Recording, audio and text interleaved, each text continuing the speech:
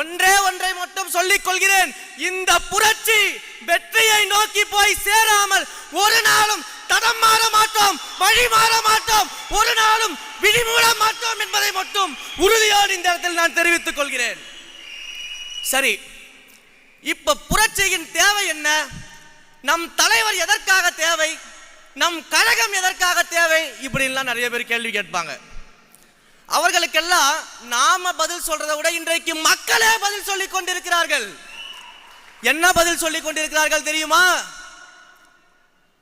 கருவில் இருக்கும் பெண் குழந்தை முதல் வயதான பாட்டி வரைக்கும் பெண்களுக்கு பாதுகாப்பு இல்லாத ஒரு ஆட்சியை நடத்தி கொண்டிருக்கக்கூடிய இந்த ஆட்சியாளர்கள் தேவையில்லை.